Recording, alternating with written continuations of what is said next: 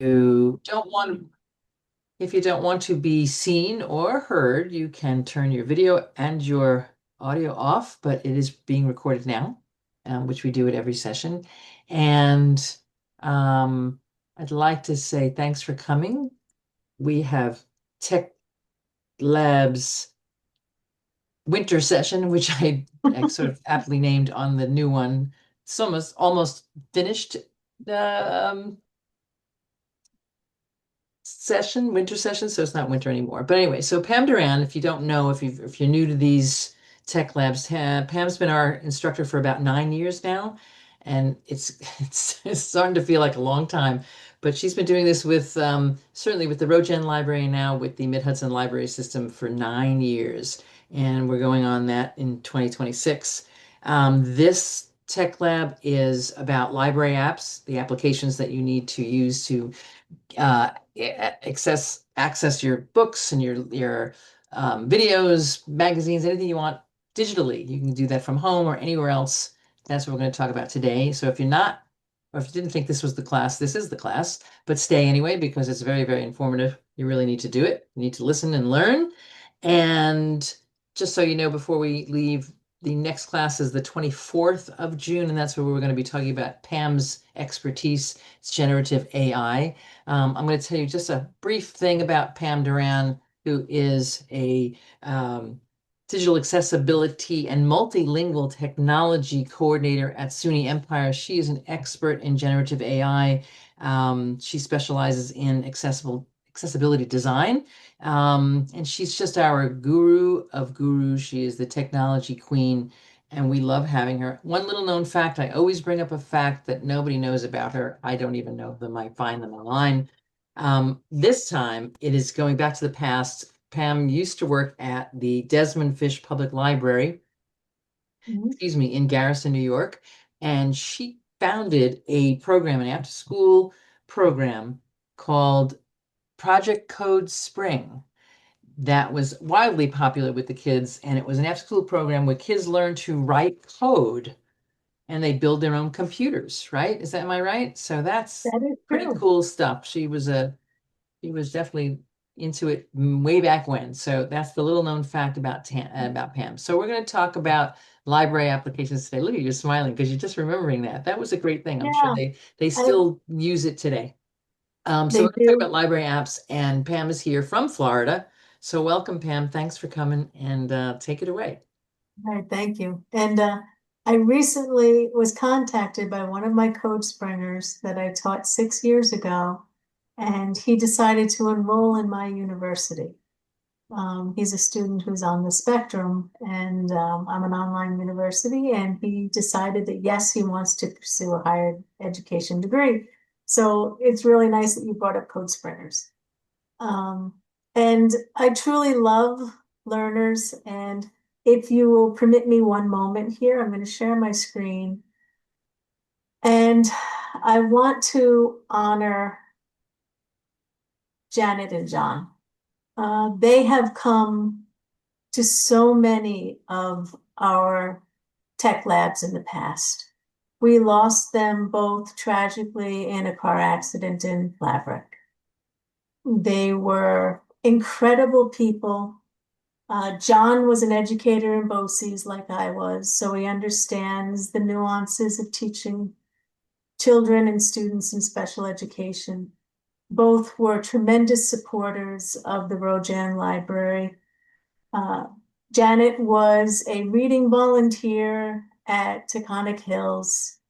She also was in the knit club with my mother-in-law, where she knitted and created garments that were sold to promote the backpack program. Both were avid historians, both passionate educators, the most lovely people. And whenever they joined our tech labs, they joined together on the same camera. And sometimes they forgot to turn off their microphone and they would ask very intelligent questions to each other that we would overhear and then answer. They are magnificent people who are truly missed. And I wanted to just take a moment to remember them both. Um, Sorry, I'm a little broken up that they're not here tonight because I think that they rarely missed. Yep. They came to almost every single tech lab. Very true. So thank you, Janet and John, for everything you've done for our community, and we love you. And even though this is not a library app, I'm going to lead off this one in their memory because they were avid birders. Cornell Lab, and this is an app that I learned about from John at one of our tech sessions, is a free app that you can get for your phone, either for your Apple or your Android. And I will put this link in the chat for us. So I will share this on so his work continues because he was an avid birder and an environmental educator who worked with children. And this app, if you turn on the microphone in the app, it listens to all the birds in your area and it tells you what birds are near you and shows the picture. And if you happen to hear a rare bird, you become a citizen scientist. Mm. And it is submitted to Cornell Lab and it helps track bird migration in our area. So it's a lovely app that I learned about from John. And I will share this in the link for you. So to continue their passion for education and environmental works, I wanted to lead off with sharing this app. So I'm just going to stop sharing so I can put that link in the chat. Thank And you, Pam. That's great. thank you. And Thank thank you you, for those John lovely and words. Janet. That's really wonderful. And there you Thank go. And you. there's the app that I learned about through John. Okay.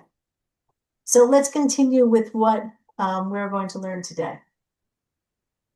So I'm going to go back to sharing my screen. There are a number of free apps that we have available at the Columbia Green and Mid-Hudson libraries. Because my home library, even though I live in Florida now, Rojan will always be my home library. We have apps that allow you to get audiobooks, ebooks, learn a language, watch movies, and they're all available by using your library card. Now, in order to access any of these apps, you do need to have your library card number and a PIN. If you don't know your PIN, you can contact your local library and they'll help you set the PIN. It's a 4-digit code. I use the same one that I use for my ATM passcode just because it makes it easy for me to remember. So any of the apps that I'll show you tonight, you will, in order to access them, need to enter that in. So I'm going to go to these apps using the Rojan Libraries website. And you too can use the same website in the future. But your own home library should also have links to these items. Now I'm going to scroll down. And on the Rojan Library, you can see here we have the online resources. We have Meet Libby, which is the ebooks and audiobooks. We have Kanopy, free movies. And as a bonus prize, we have free museum passes, which I'll talk about at the end of the session. So to lead off, let's click on Libby. So I'm going to click on ebooks and audiobooks. Now I'm going to demonstrate using my computer and my desktop, but it also works on your cell phone. So you can download it from the App Store,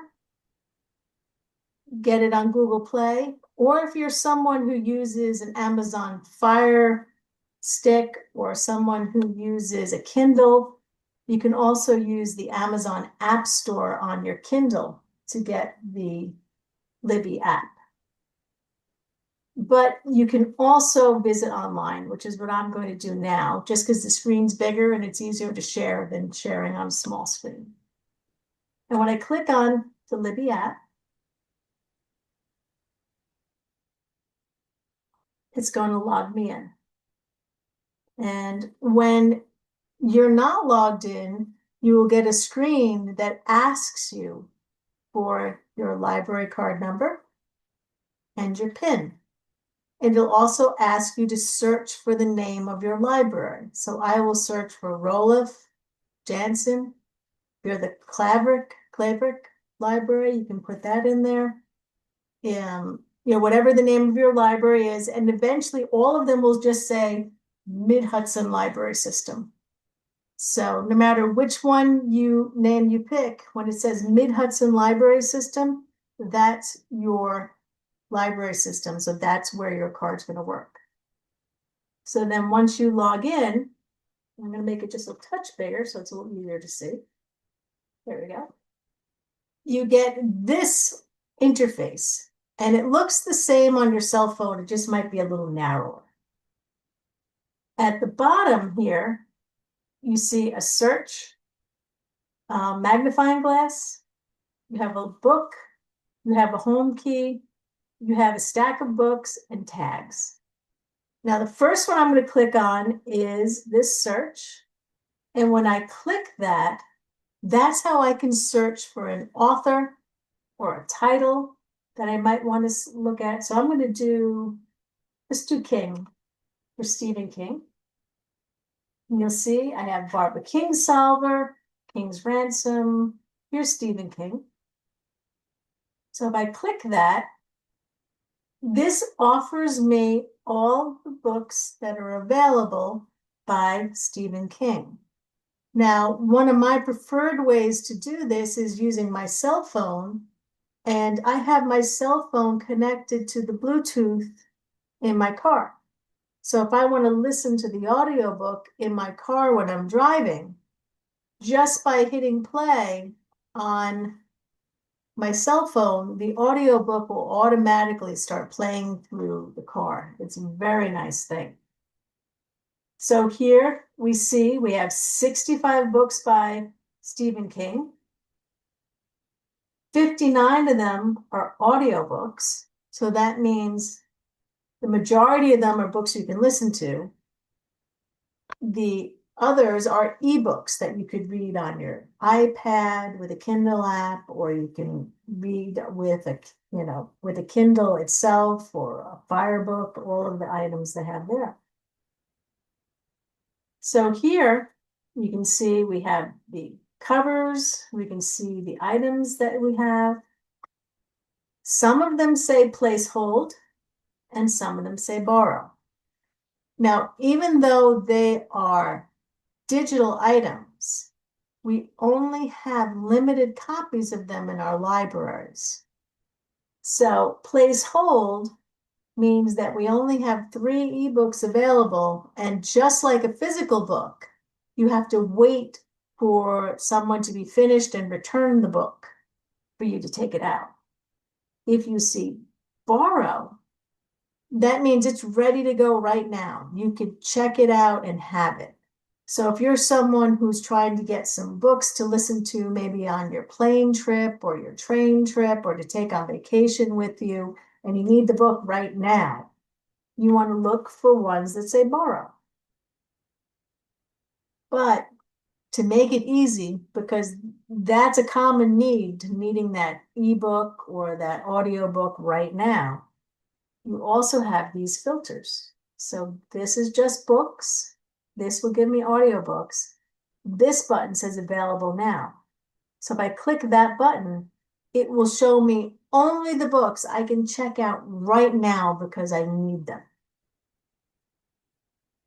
So what I'm going to do now is I'm going to click on You Like It Darker here, because I'm not sure if I want to read this book or not yet. I want to learn more.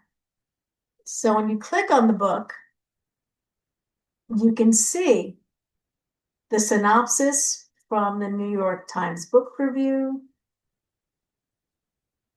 You can see the reviews from Booklist or Kirkus or Publishers Weekly. So if you want to know just what those book critics felt, you can see other titles that match.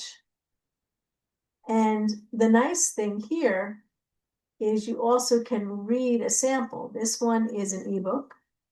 So if I click that, before I go ahead and check it out, I can view and read the book and decide if it's the one that matches. And this is sometimes for me very important with audiobooks because who is the reader is incredibly important to the enjoyment of the book for me. I have a funny story that I love books by Philippa Gregory. I think she's an incredible author, but I've always read the physical book or the ebook, and I've heard my own voice reading these stories of Tudor England. So when I listen to the audiobook and it's in proper high society, royal British English, I felt disconnected from the book, which was strange because that actually was clearly the accent that should be used.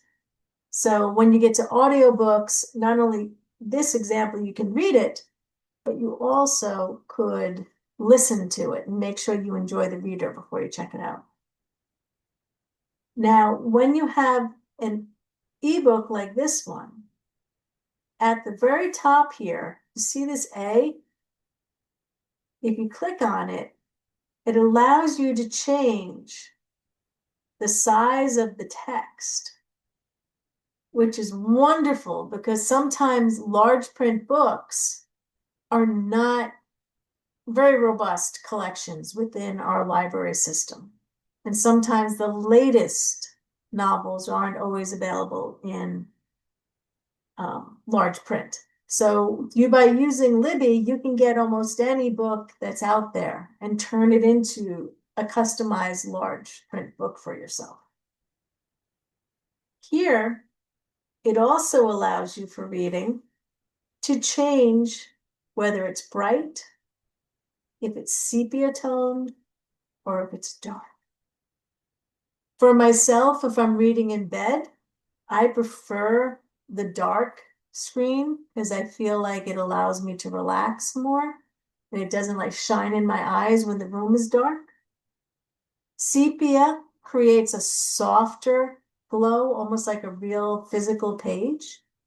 And research has shown that sometimes backlit text causes the eyes to skip and read too fast. And it's actually better for our eyes to read physical pages. So by using sepia, you're creating that same feeling of a page. Bright is if you are a beach reader and you want to read in the full sun and you want to enhance the brightness because the sun has faded out the page for you. So you can pick your comfort level. They also offer at the bottom here different text styles. So Open Dyslexic is a text that has been determined to be very accessible for those with dyslexia. So it's a way that if someone wants to read the book, say if you know a student or yourself wants to read the book and they have dyslexia and they need a comfortable font to read, this is a font that is easier for someone with that learning difference. And you can also do a custom typeface. So you can pick your own style of reading. So you can pick exactly which font is the most comfortable for you. And this is one of the reasons I've leaned into more of using ebooks rather than physical books sometimes. When I'm studying or I'm researching, I prefer the ebook because I just want to have it in a way that makes comfortable sense to my eyes. And again, justification and weight. So you can adjust all of these settings. The other nice thing about the ebooks is, and I'm going to bring it back down to a little bit smaller size here. Drop this down. You also have the ability to search the book using the magnifying glass. So I can search for, let me search for the word nice, just because it probably does appear. It'll search the book for you and find that. So if there's a certain phrase that you remember, or if it's a book that you have read so many times and you just want to point out a passage to someone that you remember, You can use that search to then find that exact phrase or that exact spot or keyword that you're looking for, so you can share that spot. At the top, there's a little tab here that kind of looks like a bookmark, and that's exactly what it is. If you click on it, it makes it drop down a little bit into a little blue spot, and that has created a bookmark to this page. So when you return to this book, on this tab here, it gives you the list of the bookmarks that you've made in that book. So you can go back and refer to it. So you can use that to bookmark things that you found interesting, you want to share with someone else, or maybe it's something you yourself are researching that you want to. So I like the bookmarks. And to close the bookmarks is a chevron right here at the bottom. Click that to bring it up. By hitting back, it brings me back to my main screen. So here, if I decided, yep, this is the book for me. I looked at it, I like it, I searched in it, it definitely has information that I want. I'm going to go here to borrow. And it has like a picture of a library card here. And when I click borrow, it shows me that I can have it for 21 days. And I can select borrow. And because I've logged in with my library card, it's now checked in to me. I have the full book, not the sample. And here I can decide, am I going to read it with a Kindle or on Libby, which is this device I'm using right now, which could be your iPad, it could be your cell phone. So you have those there. I'm going to go back. Keep browsing will bring me back to find more books. And if I go to shelf, the shelf, which is also this icon here, gives me all of the books that I have checked out. So if I have 3 or 4 books checked out, it will show me. It also shows me how much of the book I've read. So it shows only 2% of the book has been read.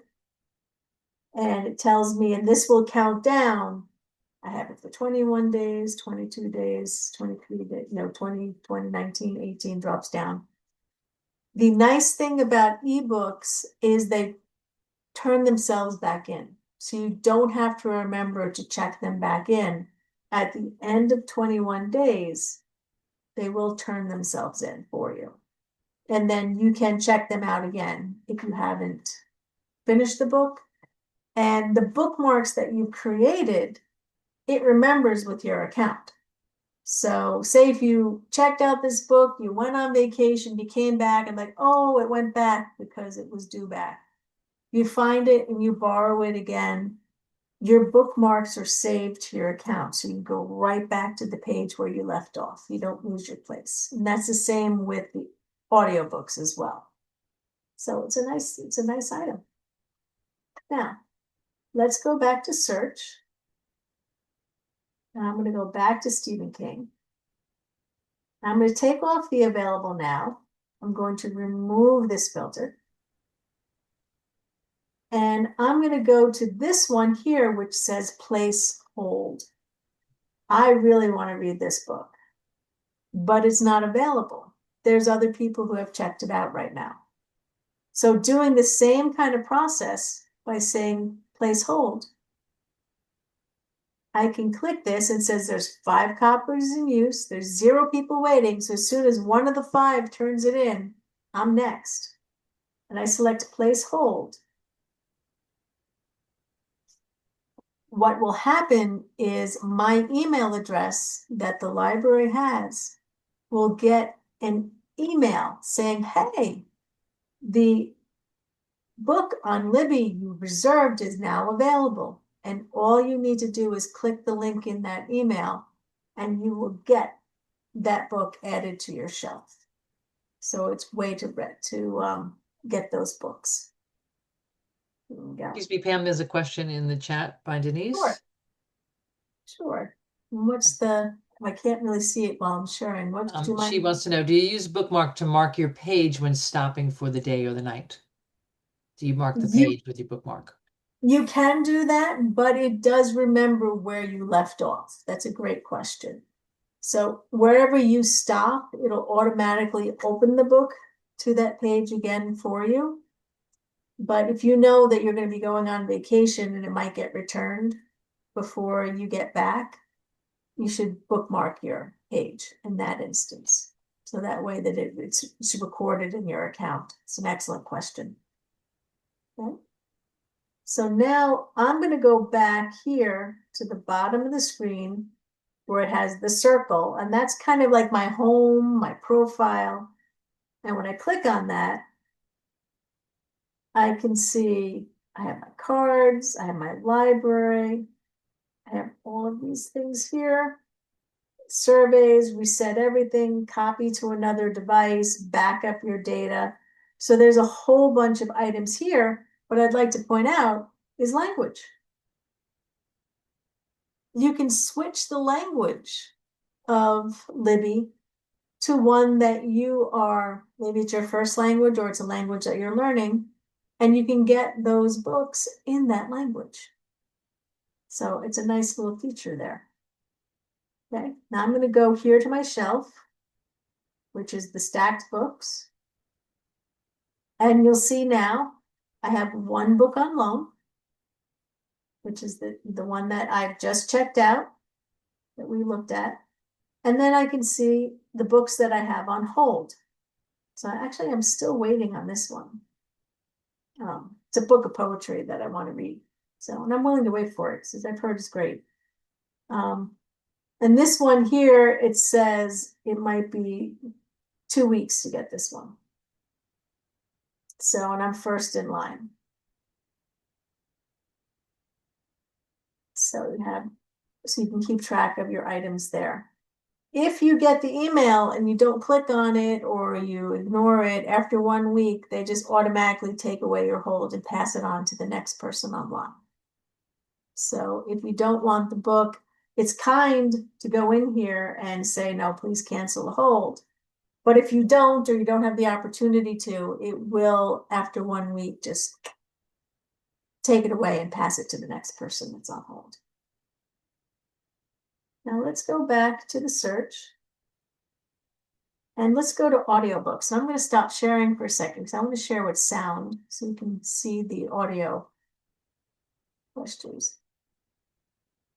There we go. Share again, and I'm going to share this time with sound. Share sound. Okay, so we're back here. So here I've searched for Stephen King when I click this, and I want an audiobook because I'm going to be driving. I'm not interested in a book to read, because reading and driving, not a great idea. So I'm still interested in Stephen King. And here in the audiobooks, you can see it tells me how long it'll take to listen to the book. So there's 15 hours, 31 hours, 7 hours, 48 hours. I'm going to click on this book cover. So again, just like the ebooks, I can see information about the book, see the reviews. But here I also can play a sample. So like before, when I was saying it's kind of important to know what the reader is like, if I hit play sample, listen.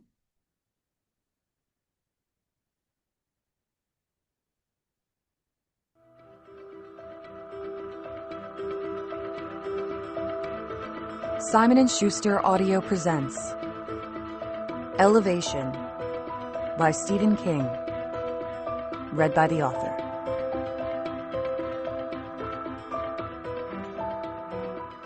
Thinking of Richard Matheson. Chapter 1. Losing Weight. So again, you can listen to the author. You also have some additional controls that don't exist in the ebooks. One here is you can adjust how fast the person is reading to you. So if you're like someone from New York City who can really handle someone who speaks very, very quickly, and you don't have a lot of time and you need to get this book read, you can adjust the speed. So I'm going to bring it up to the most extreme, 2x times, and then listen to the change in Stephen King's voice. Scott Carey, knock on the door of the Ellis condo unit, and Bob Ellis. Everyone in Highland Acres still called him Dr. Bob, although he was 5 years retired. And then you can say, oh, that's too fast for me. Let me bring it to here. Let him in. Well, Scott, here you are. 10 on the dot. Now what can I do for you? Scott was a big man, 6'4" in his stock. So if you're someone who's used to, fast speaking, you can use that. Individuals who are blind, who are used to using screen readers like JAWS, do listen to words just as quickly as the first time we heard. It's quite remarkable. So you can adjust the speed of the reader. Over here is the bookmark. So you can bookmark that spot, and you can see down here in the timeline that little item showed up that looks like the little V, like a bookmark sticking out. So by clicking the bookmark, and I'm going to click it a second and delete that one, you'll see, just watch down on the timeline, you'll see that the bookmark appears just like that. So that's how you can see the bookmarks, and you can get the list of the bookmarks in the same type of icon as the audiobooks. The moon is the sleep setting. So if you're someone who likes to listen to an audiobook when you go to bed, but you don't want to fall asleep and find out that you fell asleep in chapter 3 and the book continued on to chapter 9, you can set a timer to say in like 30 minutes or so, 15 minutes, just turn off the book. Even if I've fallen asleep, I don't hit pause. If you know and you like to fall asleep to books, this is a wonderful thing, because then you're not trying to play catch up. But if you are trying to play catch up, you have these little tools here to the left and the right of the play button that bring you 15 seconds forward or 15 seconds backwards. So if I hit 15 seconds forward, it bounces me Alice was 74 with things. a little bit further. I'm going to put it back to normal speed here. So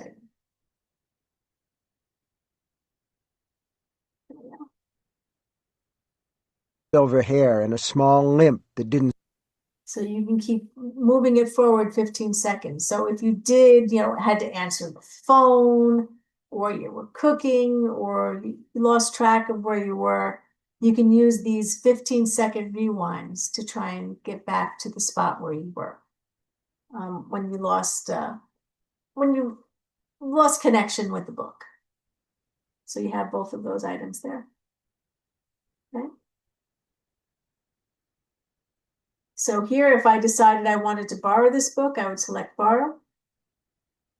And I could hit borrow. Now because there are limited copies when I'm teaching, and I don't have time to listen to this book, even though it looks like a great book, I'm not going to click borrow right now, because it actually is attaching it to my library card, and I don't want to take away the opportunity of checking out this book for another patron of the library. But if I wanted to check this out, I would select borrow. And once I did that, I could return to the book by clicking on my shelf. So if I was in my car and I opened my cell phone, I would click on the stack of books and I would find my books that I checked out. And this one's here, and next to it would be the audiobook that I checked out, and then the next book that I checked out. So this stack of books are the ones that I have checked out and I have the ability to connect with. Now, one of my favorite things with Libby, and you can see the advertisement for it here, down here, when you go to shelf, is magazines. This has saved me so much money through the years. I'm going to, from this stack of books, click on this advertisement, and it brings me to the newsstand. Libby gives you the current magazine that is available on the newsstands right now. So if you're someone who subscribes to Prevention or the New York Review of Books or Woman's World, you can click on any of these magazines or search for magazines like Food and Wine, Home and Garden, Culture and Literature, Travel, or you can hit this and search. I'm going to go to Cooks Illustrated. I'm going to click on that magazine. And just like when I was looking at the books, it shows me the full page of these books. And I'm just going to zoom out just a little bit. Just so you can see, it does give you the full screen. So it works beautifully on an iPad. As you can see, the pages are exactly laid out like you would in the newsstand copy or the grocery store copy. And you have the ability to change the font size, just like in the ebooks. You can search that magazine. I'm going to search for chicken because I'm pretty sure chicken probably appears in this magazine somewhere. This chicken. So I can see all the times chicken appeared in this magazine. You have the ability to bookmark the magazine. So if it's recipes that you're looking for.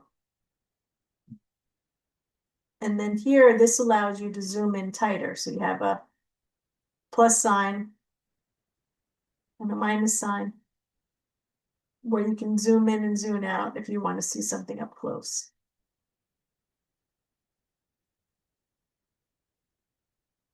Let me go back here a second.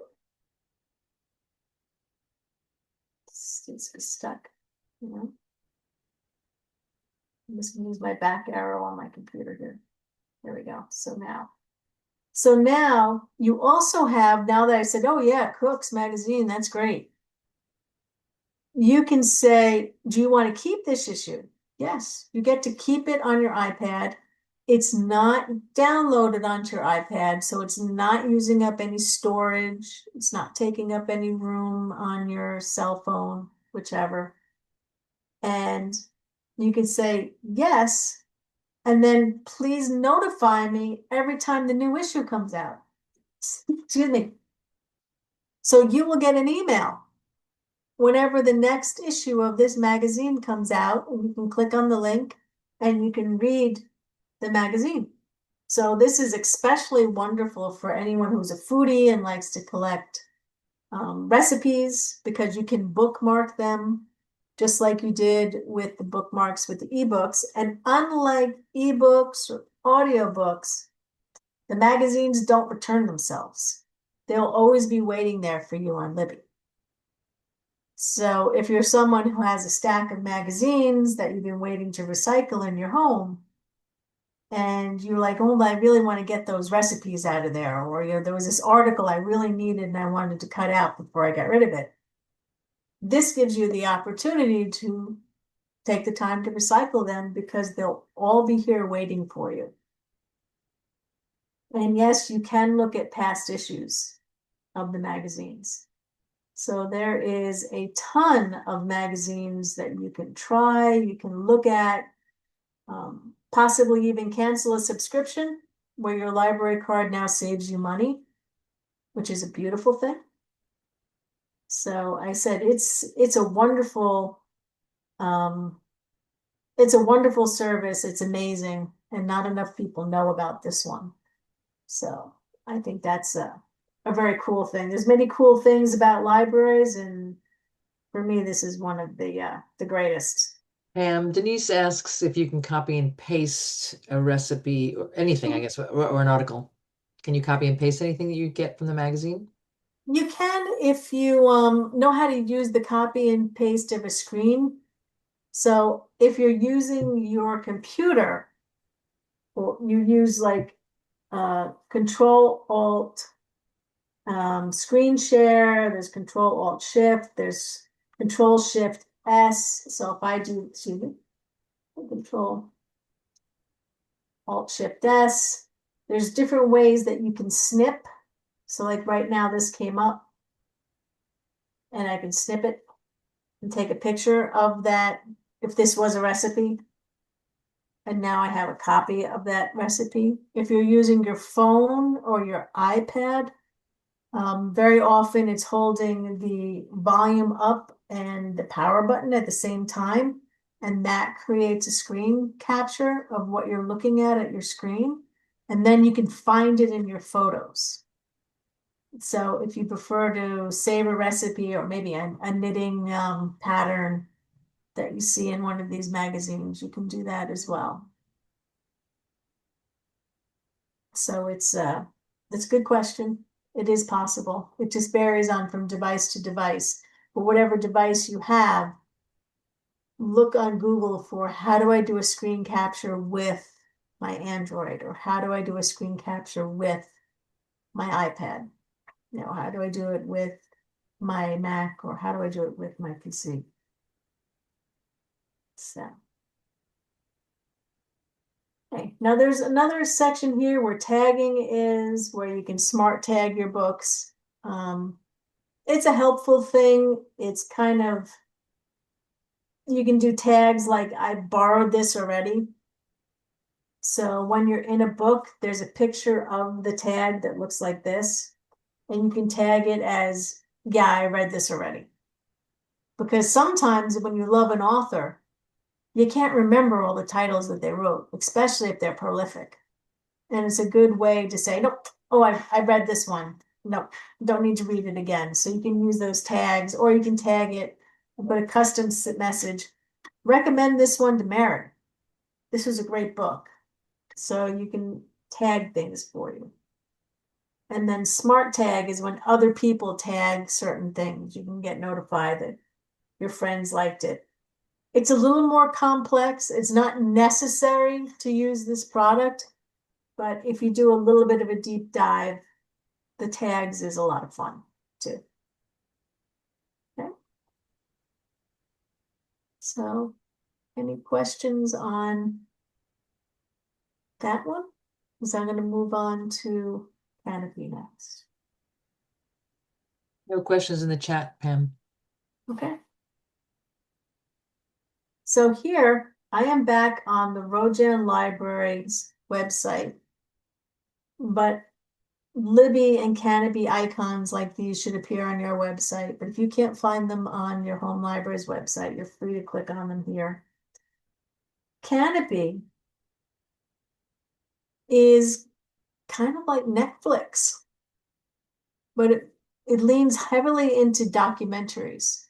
So you log in again using your library card and your PIN number, which for me was the same 4 numbers as my ATM. And you can see I'm logged in as my library.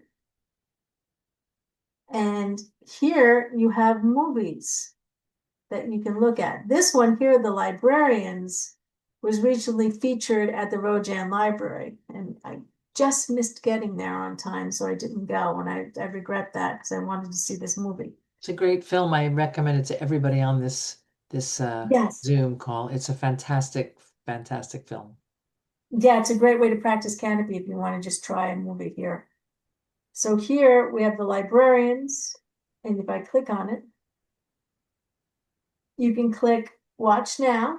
And when you do that, you have 72 hours to add for this film's access, and then it's dropped from your account. And it costs 2 tickets to watch this movie.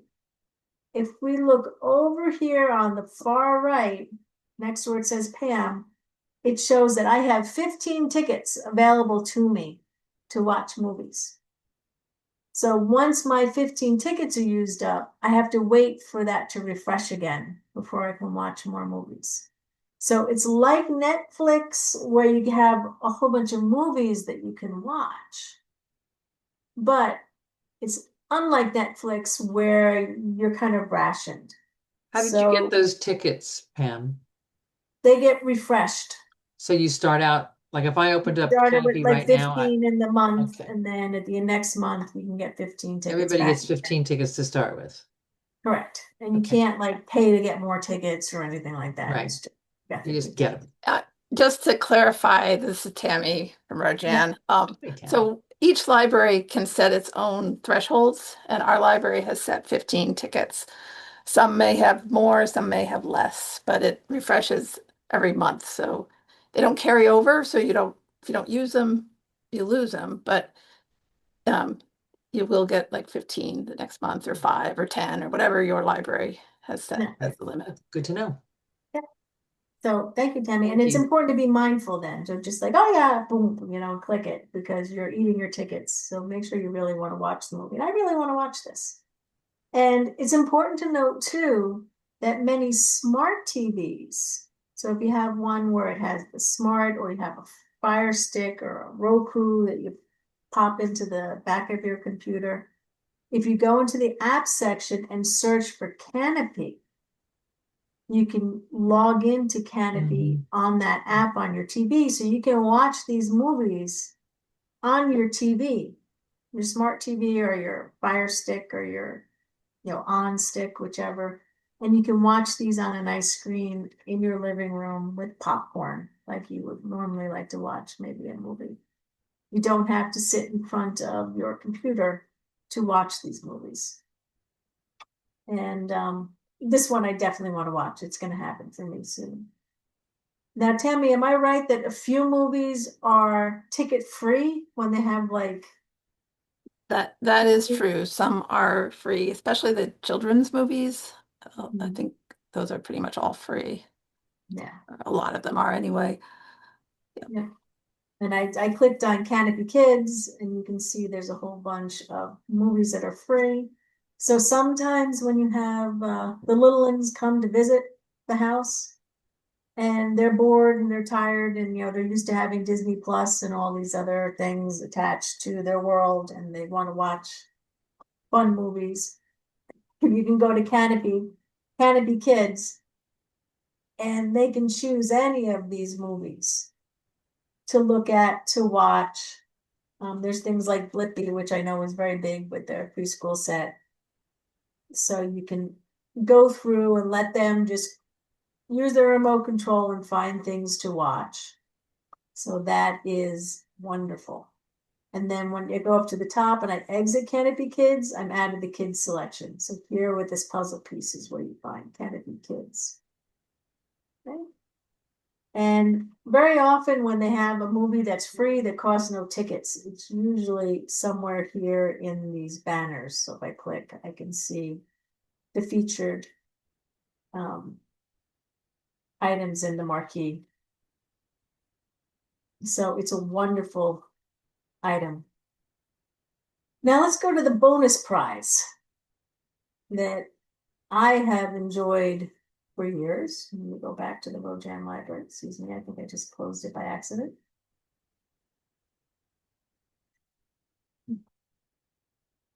Like I said, the bonus prize is the museum passes.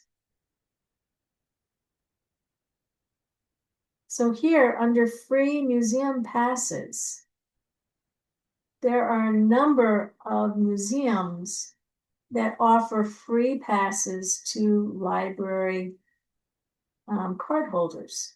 I have gone to Mass MoCA with my library card at least 5 or 6 times. It's one of my favorite museums on the planet.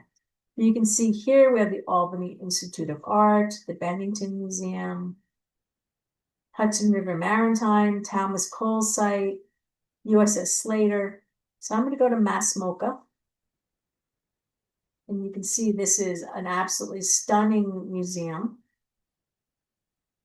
Usually fantastic. Oh, wow. Laurie Anderson. She's doing something now. Okay, I'm going back when I get to New York. Sorry, distracted. She's an amazing artist, love her. So it has all of these passes that you can reserve. So in order to reserve the pass, you're going to go to your library and you're going to search the catalog. And I'm going to do Mass MoCA. That's where I want to go and search.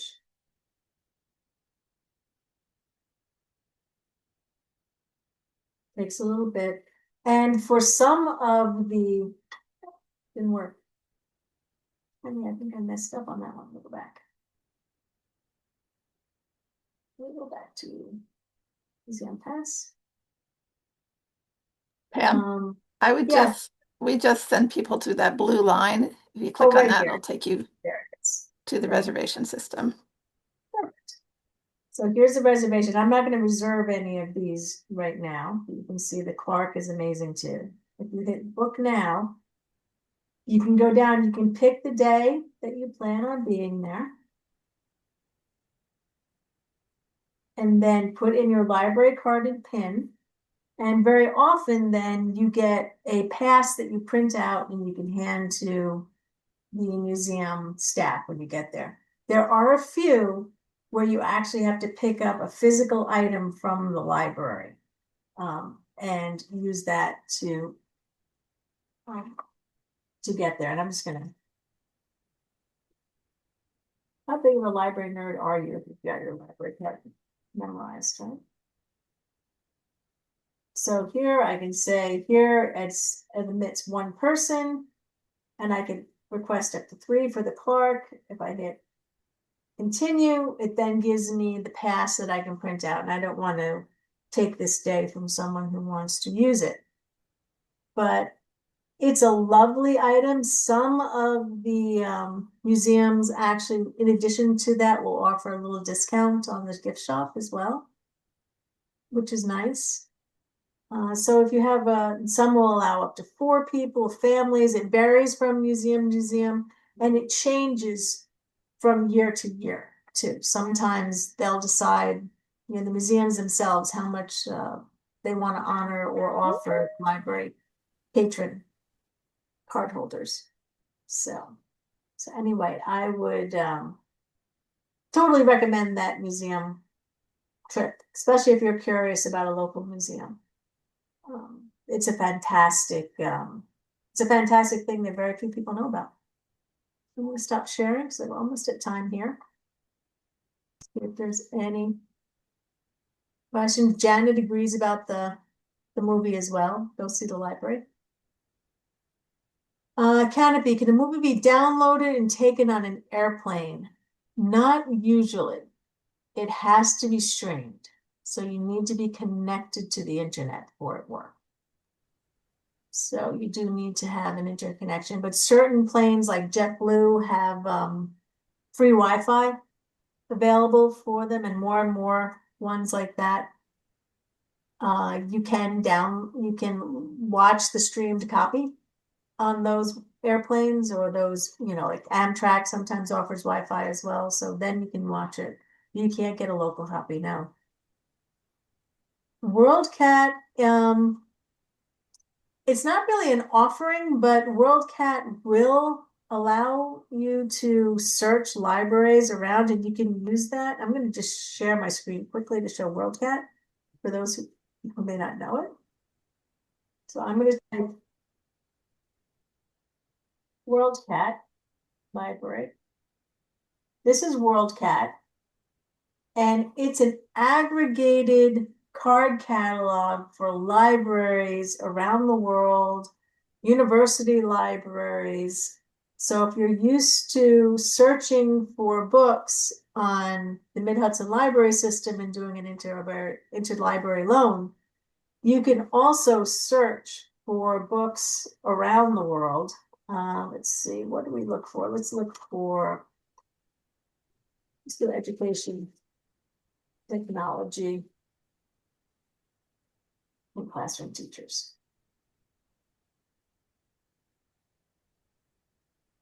It will show you which libraries carry these books from university systems all around the world. It's taken a little while to search because my internet's slow. And you can then go to those libraries and look at the physical book if you wanted to. They have ebooks sometimes. What I have done, and what the library at Rojan has done for me quite graciously, because sometimes I do want books, published by journals like Springer and Routledge, is I can say, can you get this book for me? And they do the interlibrary loan from these outside entities, and like the book is mailed to them. It's like amazing. But you have to be very mindful to be conscious about returning it on time, because it does put a lot of work on the library staff when you do this. But it is wonderful. So if I click on this, Teachers Discovering Computers, the WorldCat will show me how much I can buy it for used, different prices. And then it shows me the libraries closest to me where it's available. So the University of West Florida has it, and that's the closest one to me, which is 311 miles, which is a little too far. Hmm. So, but you can then talk to your library, your wonderful librarians, your reference librarians, and ask them to help you get this book. Because sometimes if it's an ebook, they can just work with the library, the other librarians at the other institution, and help you get these books. So, but the WorldCat is a fantastic resource. I appreciate you bringing it up. It is phenomenal. There's not a direct link, but you can search the WorldCat there and then collaborate with your friendly librarians. They'll make it happen for you. Hmm. So, any other questions? Now, I will always be the last person to leave these meetings. It's 7 o'clock now. If you have to go, you have prior appointments or whatever, or you've learned what you have, you can drop out at any time. I'm not offended. If you have more questions that haven't been addressed, I will stay here until the very last person leaves to make sure that all the questions are answered. And Lynn asks, I'll not be able to attend the next meeting about AI. I see these sessions are recorded. Will I be able to access the recording? Yes. At the Rojan Library website, there is an archive of 9 years of these. This recording, like this tonight's recording, will be available probably in a few days. You should look Yep. back on the site in 2 to 3 days. Yeah. We try to Thanks get a it up quickly. Right, and they try and make it accessible and all these things, cache and things like that. So it takes a little bit of time, but it will be available there. And the next session on AI, we'll discuss the implications of AI. We'll do a little bit of how it works, but we'll really be more of what is it and why is it taking over our world right now. So if you're an AI doubter and you're someone who doesn't like AI, come. You're welcome. It's not going to be promoting AI. We're going to look at it with a very critical eye, and we're going to explore the beautiful, wonderful things about it and the absolute scary things about it. And it'll be an open dialogue where we'll talk about that. And that'll be the last one of the winter session. I was very busy moving my It will family be in down the to summer. Florida. Yeah, I know, right? The summer in Florida looking at a palm tree, which is kind of Right. wild.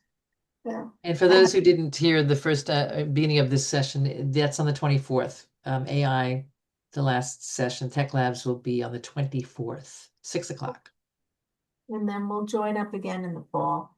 We'll do another series that we're planning. So, but it was a struggle moving to Florida and also moving medically fragile in-laws to Florida. So it took a lot out of us to get down here, but they're doing both of them are doing wonderfully down here. So You look it great, was Pam. worth the effort. Yeah. One other thing, Tammy just said, just for everybody that's still here, the recording may take a little longer than a few days because, as she said, we lost our web manager, and we're hoping to get another. So hopefully you'll be patient enough, and it'll be up and running on our website. Is that, Tammy? Does that mean is that all Columbia County libraries? Well, I mean, they No, have I mean, because we're the ones who are hosting this program, we're the right. ones responsible for getting it up there. Got it. I'll Okay. probably be able to get it up next week. Okay. Just this week, probably not. Yeah, that's okay. I think people will be patient. Very patient. And I just put my email address, glorypam@gmail.com in the chat.